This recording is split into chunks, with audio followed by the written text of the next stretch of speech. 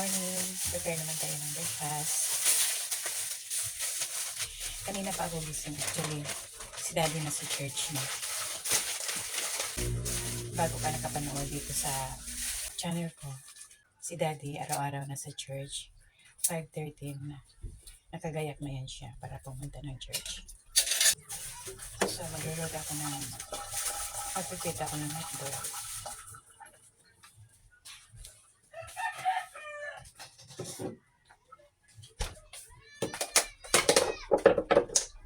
At adobo chicken.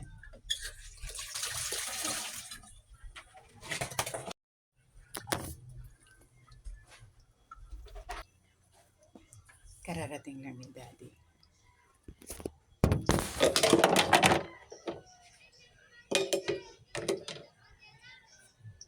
Nagtataka kayo, bakit si Daddy lang ang laging nagsisimba or pumupunta sa church?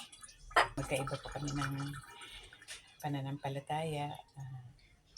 Sa Islam po ako at si Daddy naman Katolik.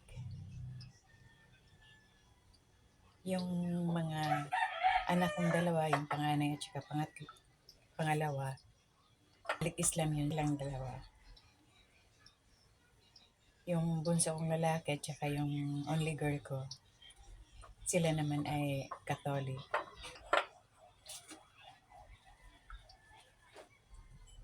Kagabi, hindi kami nag-dinner ni Daddy. Kumain lang kami ng tinapay.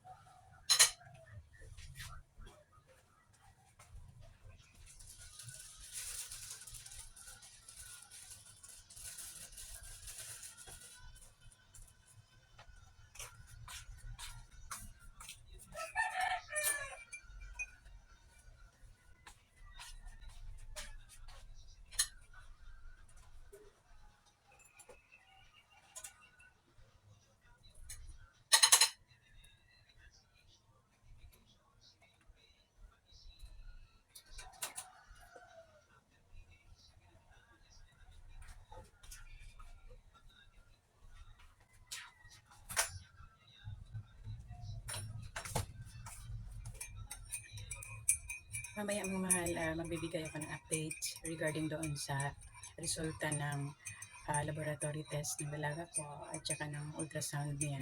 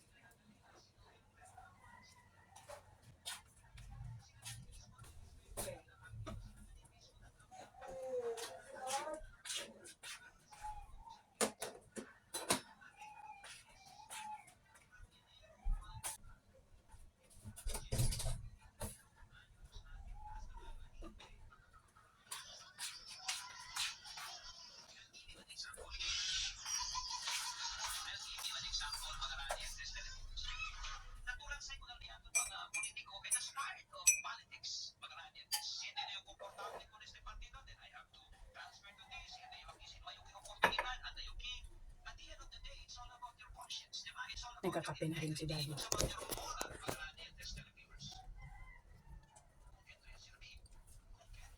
Kararating lang niya galing church. Ganun si Daddy. Pagdating niya, nagpapakain na siya ng rabbit niya. Lilinisin na niya yung nasa baba ng kulungan at magkakape. Actually, binawal kay Daddy yung coffee. Pero ayon pa rin sa doktor niya, pwedeng i-half lang yung yung isang pack ng ng coffee. Balik kalahati lang ang pagbigay sa kanya in a day. So yun ang lang ginagawa ko kasi gusto niya talaga yung coffee. At A few moments later.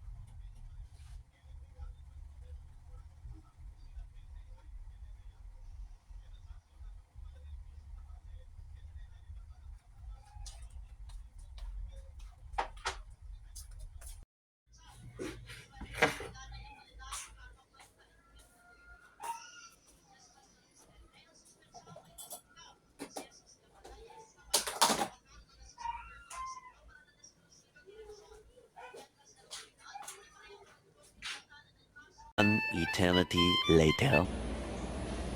hi guys, nandito kami ngayon sa Zampen para sa ultrasound laboratory test ng dalaga ko. Kasama namin si Daddy kasi hindi namin pwede siyang maiwan-iwan sa bahay. O ayan, pawis na. Ayan, nasa loob na ngayon yung dalaga ko para sa lab test niya. Nauna na kami dun sa radio pero since wala pa yung doktor kaya dito muna kami punta sa laboratory.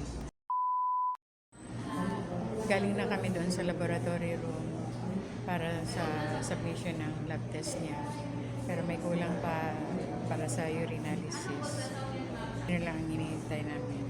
Since kahapon, pabalik-balik na kami dito sa hospital para sa check-up ng dalaga ko. So ngayon ulit.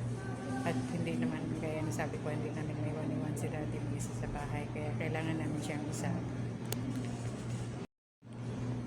Wala pa yung doktor na mag-ultrasound sa kanya, kaya hihintayin namin. Sa ABCD Kahapon, paglabas namin dito, nagparinig siya na dadaan kami doon sa may harap na may restaurant doon. Kaso, nakikita ko kasi medyo pagod na yung dalaga ko at may naramdaman niya yung pain niya sa tiyan niya at hindi din naman siya makakakain, kaya umuwi na lang kami ng bahay. So, ngayon nagpaparinig na naman na kakain daw siya doon sa harap nitong hospital na restaurant dito. So, dadaan na lang kami mamaya. After ng kasi nag-fasting yung dalaga ko, hindi siya makakain since last night fasting siya for 8 hours. Kaya mamaya after ng ultrasound niya, pwede na siyang kumain.